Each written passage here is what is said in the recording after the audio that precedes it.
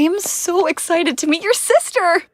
Lola, you're not going to meet my sister. You've imagined your favorite Looney Tunes characters as pranksters, rivals, and pop culture icons. But have you ever imagined them living a suburban life in a classic sitcom style? Well, you don't need to imagine that, because Warner Brothers has already done it for you. Yes, Warner Brothers created a show where all your favorite Looney Tunes characters have lived a suburban life, in case you don't remember. It was the Looney Tunes Show, and today's video is all about it. We're going to share 25 insane facts about the show, which will leave you mesmerized. So get ready to explore all the crazy production secrets, scrap pilots, wild redesign, and unexpected celebrity cameos that most fans completely missed. However, before we delve into our facts, we have a small request. If you like our content, please support us by subscribing to our channel. This is a small click for you, but it means a great deal to us. Thank you. Let's begin. Exterior and all that sarcasm, he's just a vulnerable little bunny in need of a good cry.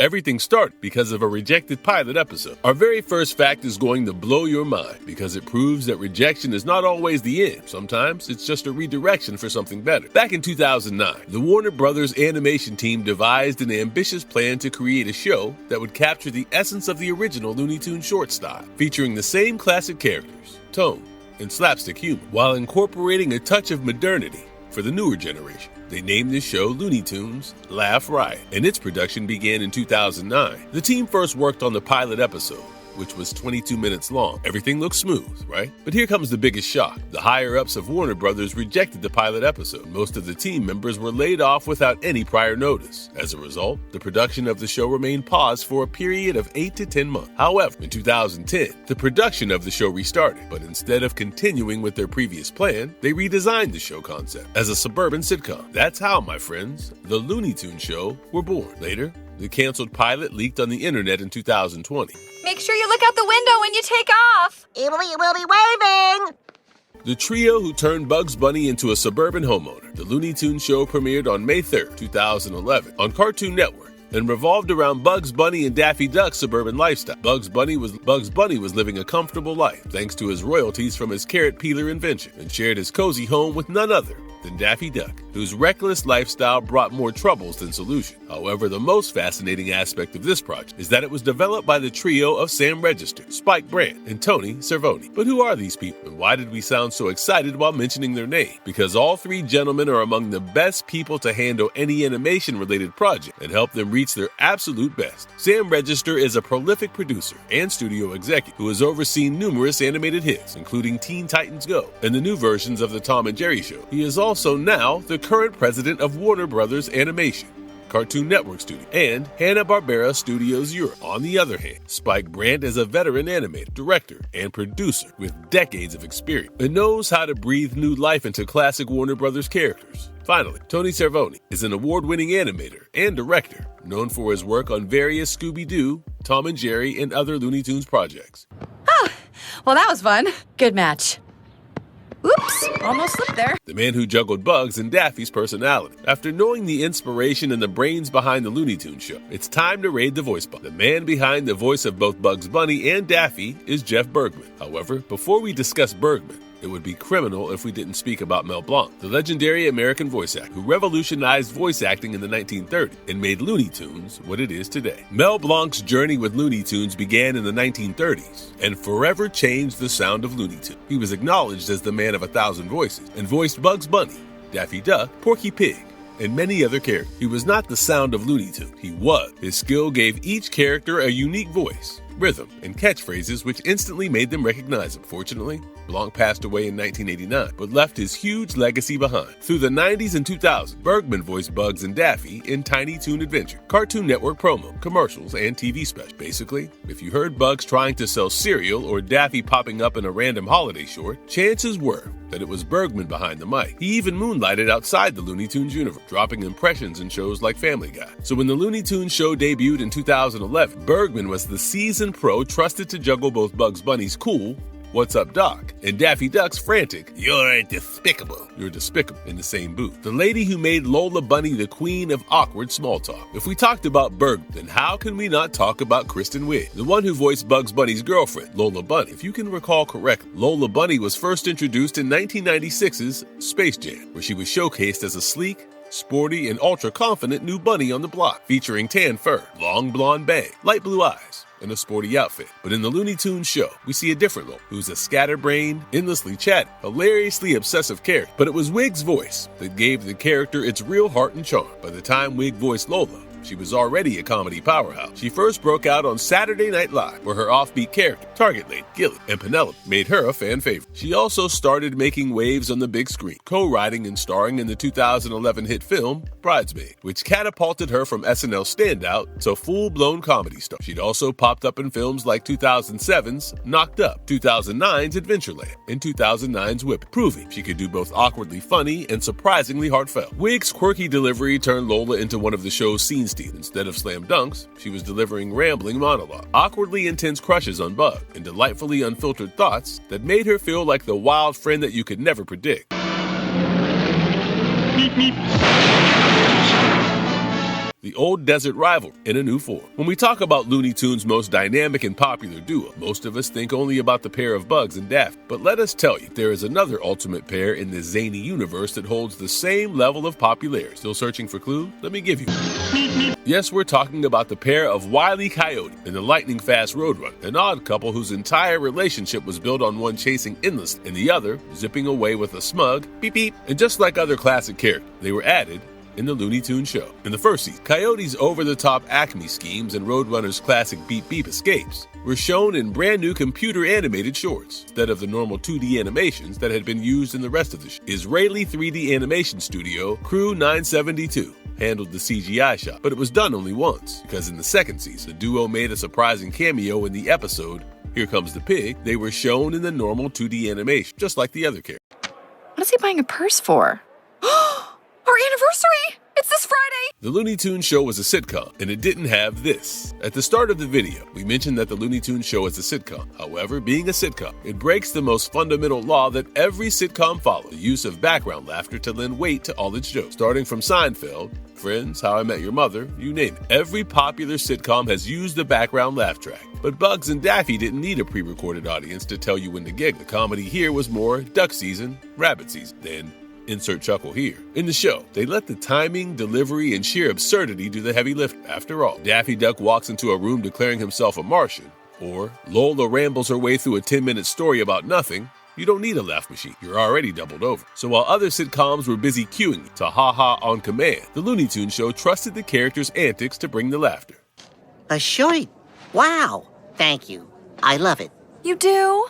From America to Africa, Bugs and Daffy were everywhere. The Looney Tunes Show first aired in the United States in May 2011 on Cartoon Network. But the show's telecast was not limited only to the US. In Australia, the series premiered on Cartoon Network Australia and 9Go, while in Africa, it debuted on Boomerang Africa on May 17, 2011, across Europe. The show rolled out on various Boomerang channels, including Boomerang France and Boomerang UK, north of the border. Canadian fans got their first taste when the series premiered on Teletoon on September 5th, 2011. So in short, you could say that the rabbit season, duck season was echoing throughout the globe once again. Now I have a day bag and an evening bag.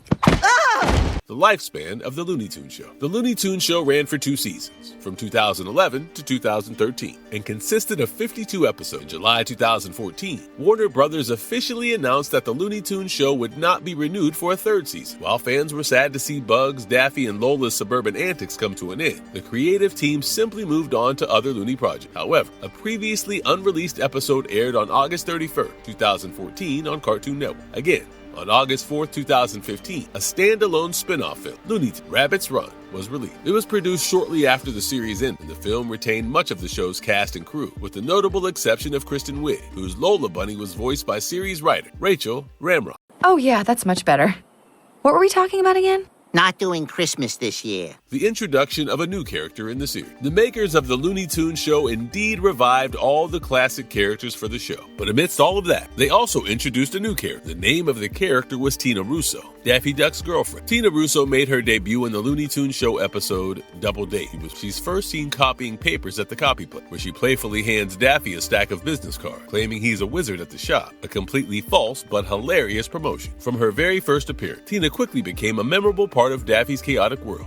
adding charm, wit, and a touch of playful deception. She was voiced by Jennifer Esposito in Season 1 and Annie Mumolo in Season 2. And unlike Daffy's over-the-top aunt, Tina Russo is a street-smart, responsible, and resourceful woman who stays calm under pressure and handles Daffy's antics with patience. Logical yet compassionate, she sees Daffy's flaws but chooses to support her, showing loyalty and insight. Outgoing, intelligent, and occasionally fiery, she strikes a balance between rationality and a caring, protect, and playful nature. Another fun fact about Tina is that back in the Laugh Riot pilot, she went by the name Marisol Mallard before the show underwent a sitcom-ready makeover. Here, it's the world's most famous Christmas story. Oh, thanks, Bun Bun. Meet the Hollywood legends who live next door to Bugs Bunny. We already mentioned that Bergman and Wig voiced the main character, but the surprise from the dubbing department didn't end there. There was a line of guest celebrities who gave voices to many characters in the show, and out of many, the most famous one was legendary filmmaker Gary Martin. Yes, the man behind all-time blockbusters like Pretty Woman and Happy Days. Gave his voice to Dr. Wise, a physician whom Bug and other characters in the show often visit. At the same time, Dennis Farina, best known for his tough guy roles in crime drama, suddenly found himself in the middle of cartoon suburbia and gave his voice to Frank Russo, Tina Russo's dad. And then there was Estelle Harrod, who is forever immortalized as Estelle Costanza from Seinfeld, and gave voice to Sylvester's mother. So, one minute you're watching Daffy ruin Bug's dinner party, and the next, you realize a Hollywood legend is voicing the cranky neighbor across the street. It was like a built-in Easter egg hunt for anyone paying close enough attention.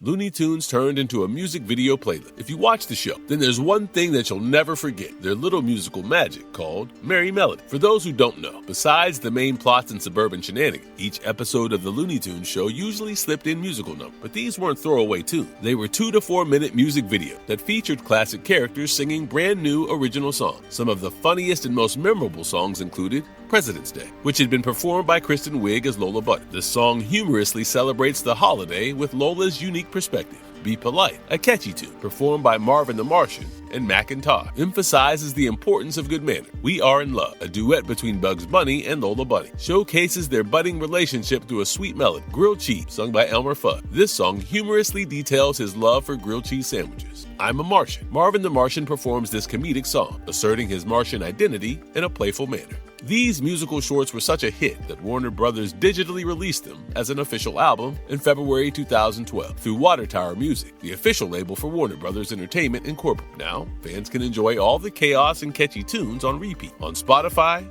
iTunes, and Amazon Music. I'm sorry, but that's not going to get anybody in the holiday spirit.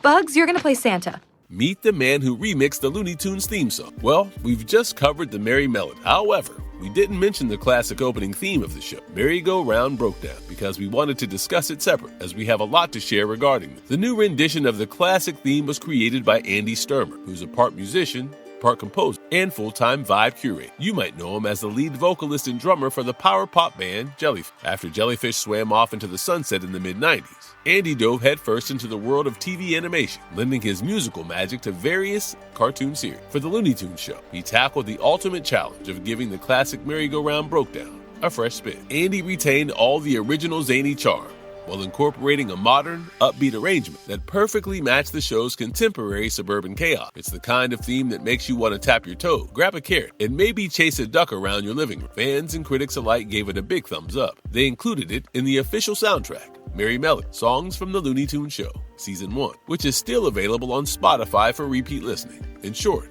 Andy Sturmer didn't just update a classic, he gave it a turbocharged, Looney-approved makeover that set the perfect musical stage for Bugs, Daffy, and the rest of the gang.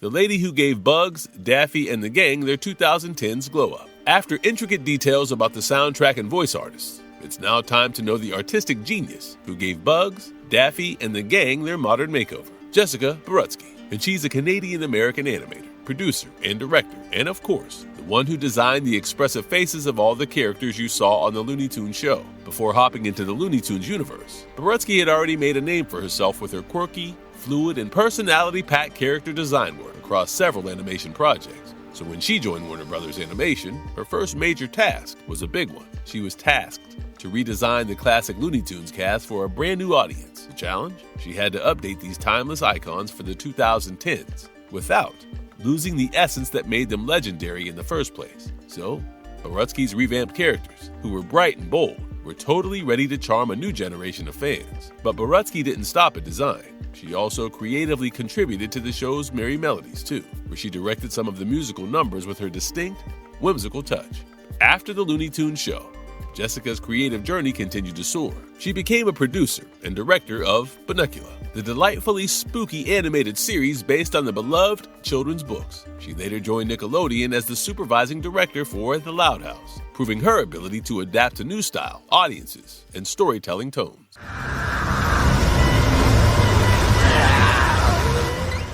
How did the world react to Borutsky's new character designs? Well, when Warner Brothers revealed the first promo of their show, everyone was not ready to say, "What's up, Doc?" Well, some fans cheered the new look of Bugs and Friends. Others, not so much. Cartoon Brew went so far as calling the new look embarrassing and compared it to average fan art rather than professional work. Chris Robinson, a cartoon historian, wasn't surprised by such a reaction and further explained that fans often develop such a strong attachment to the characters they grew up watching, and any change to that feels like sacrilege. It's just so strongly rooted in their childhood that they're unable to separate themselves. Borutsky knew the fan sentiments.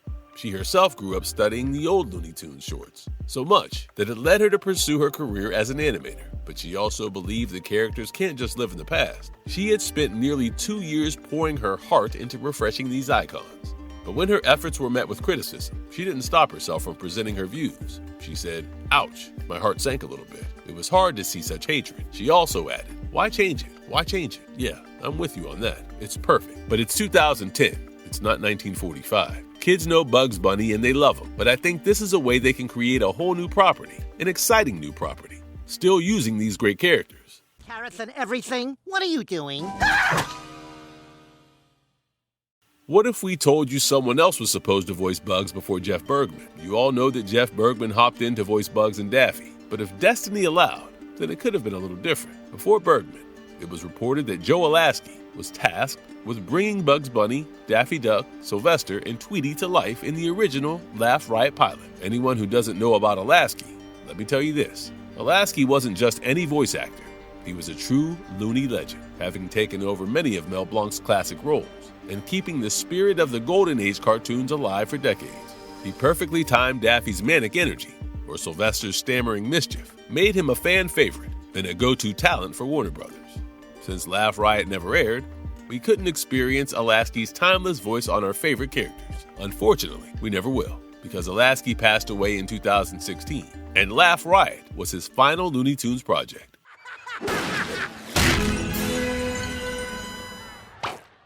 The response of the Looney Tunes. After airing, the Looney Tunes show stirred up a mix of chuckles, eye rolls, and heated online debates. Critics generally applauded the voice acting and animation, but many didn't like the show's take on modern Looney Tunes designs, the dialed-down slapstick, and the shift towards suburban sitcom hijinks. Common Sense Media gave the show a solid 4 out of 5 stars, calling it a fun remake of classic Toon with a more grown-up feel. At the same time, Los Angeles Times critic Robert Lloyd admitted that, ignoring the cognitive dissonance, the show could still be pretty amusing. Wired noted that it was a new series for a new generation, modernizing the characters while staying mostly true to their original spirit. On the flip side, Variety's Brian Lowry called the first season a disappointment, criticizing its lack of sight gags in action, and the AV Club's Brandon Nowak argued it was the most off-putting version of Looney Tunes ever, trapped inside standard sitcom tropes. Won $1 million! Yeah!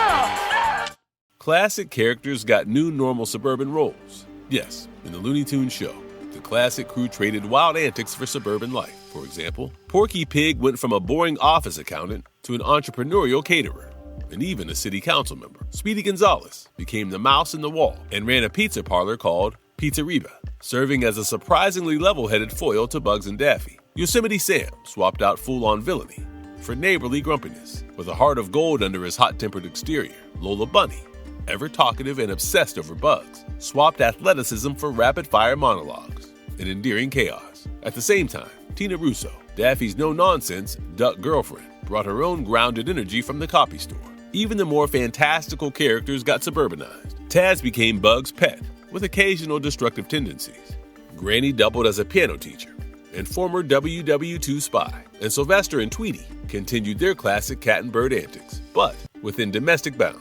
Other characters, such as Foghorn Leghorn, Pepe Le Pew, and Marvin the Martian, filled various roles in social positions. In contrast, new characters like Rodney Rabbit and Tina's family expanded the everyday world. Basically, the Looney Gang went from zany cartoon chaos to everyday suburban shenanigans. Still, it kept enough of their classic quirks, schemes, and mischief to remind viewers that no matter the zip code, Looney Tunes are never truly normal.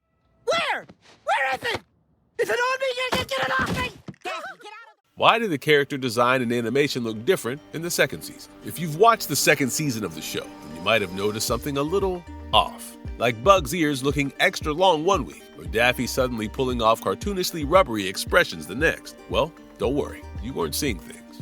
That was real. The reason? The Looney Tunes Show outsourced its animation to several overseas studios, and each studio added its own flavor. So, depending on who was stirring the pot, the characters might look just a tiny bit different. The main studios that handled the animation were Rough Draft Korea, a veteran studio renowned for animating shows such as The Simpsons and Futurama. Year-In Productions, known for its work on Tom and Jerry Tales, Family Guy, and other projects. And Toon City, Philippines, a powerhouse that has worked on numerous Disney projects, including TV series and direct-to-video films. So think of it this way. Ordering the same dish from 3 different restaurants, you'll still get the same meal, but with a slightly different seasoning depending on who was in the kitchen. And for eagle-eyed fans, these subtle differences became part of the fun, almost like spotting animated Easter eggs.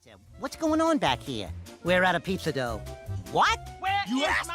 The impact of the Looney Tunes Show. In 2020, Warner Brothers created a modern revival of the classic Looney Tunes shorts through Looney Tunes Cartoons, which was produced for HBO Max and developed by Peter Braungart, who's known for his work on Uncle Grandpa and other Cartoon Network projects. Before this, they had made new Looney Tunes in 2015, but it was more Bugs Bunny-centric than the other characters. However, the 2020 Looney Tunes cartoons drew inspiration from the modern tone and musical experimentation of the Looney Tunes Show. Still, it more fully embraced the traditional slapstick and visual gags. It proved that Looney Tunes could still thrill audiences with chaos, absurdity, and clever character interactions, showing that decades of cartoon history could blend seamlessly with contemporary animation sensibilities.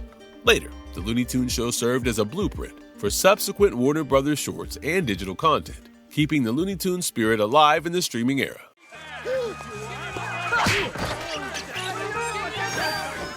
What was 2020's The Looney Tunes cartoons all about? The new rendition of the show aimed to return to the zany, slapstick-driven style of the Golden Age shorts, ditching the suburban sitcom format of the Looney Tunes Show, and instead embracing the classic chaos that made Bugs, Daffy, Porky, and the gang legendary. All the episodes featured fast-paced gags, wild physical comedy, and the kind of over-the-top antics that old-school Looney fans grew up loving. A carrot peeler! Apparently, it's highly flammable! That's impossible! Who were the voice actors for Looney Tunes cartoons? The revival of the 2020 Looney Tunes Show brought back veteran voice actors alongside new talent. In the series, Eric Bauza voiced Bugs, Daffy, Tweety, and Marvin the Martian. Jeff Bergman, who had earlier voiced Bugs and Daffy in the Looney Tunes Show, returned to lend his iconic interpretations for Sylvester, Elmer Fudd, and Foghorn Leghorn. Other characters, such as Porky, was voiced by industry veterans like Bob Bergen. The series leaned heavily on the classic slapstick humor, visual gags, and musical cues, often accompanied by newly recorded orchestral scores that paid homage to Carl Stallings' original compositions. Great idea. You can take him to school tomorrow. What?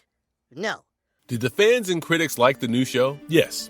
Critics and fans largely celebrated the 2020 revival as a triumphant return to form. Many praised the show for its faithfulness to the original, noting the combination of high-energy comedy, absurdist humor, and quick-witted timing. It was seen as a successful reintroduction of Looney Tunes for younger audiences, while also appealing to adults who grew up with the original. Review aggregator Rotten Tomatoes reported an approval rating of 88% based on 25 reviews, with an average rating of 8 out of 10. The critics' consensus read, a vibrantly goofy return to form. Looney Tunes cartoons is perfectly calibrated cartoon comedy. Metacritic gave the series a weighted score of 71 out of 100 based on 11 reviews, indicating generally favorable reviews. Well, if Rick Evans didn't kidnap Santa, then where is he? Did the Looney Tunes Show win any Emmy Awards? The Looney Tunes Show may have ended after just 2 seasons, but it still earned serious respect from the industry and snagged 3 Primetime Emmy Award nominations during its run. In 2011, Bob Bergen, who voiced Porky the Pig, was nominated for Outstanding Voiceover Performance for the episode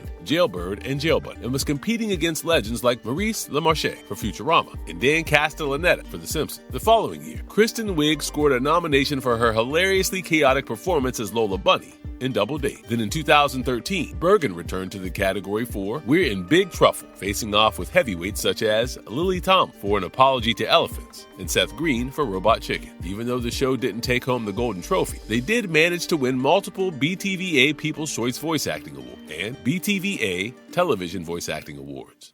You'll have to tell everyone the play is canceled. But you've worked so hard. The Looney Tunes Show got a home video release. The Looney Tunes Show did get home video releases for its first season. And guess what? The first episode was also released on Looney Tunes, Rabbit's Run, as a special feature. Oh, line. Then where is he? Wow, do you have the whole entire play memorized? Marvelous verdict. Well, the Looney Tunes Show might not be considered a masterpiece in the animation, but it still stands as one of Warner Brothers' boldest experiments. Who can forget Kristen Wiig's hilarious take on Lola Bunny, or those catchy Merry Melodies tracks that still live rent-free in our head? Who can forget Berg balancing Bugs and Daffy's personality so perfect? And most important, who can forget that the show ditched the classic laugh track to make us smile and truly entertain, even in a world dominated by The Simpsons, Family Guy, and Futurama? The Looney Tunes Show will forever hold a special place in the hearts of loyal fans. And with this, we'd like to say, that's all, folks. We hope that you enjoyed our video. Do comment on which fact or trivia you like or found the most interesting. Till then, like and share the video, and subscribe to our channel for more marvelous content. See you in the next.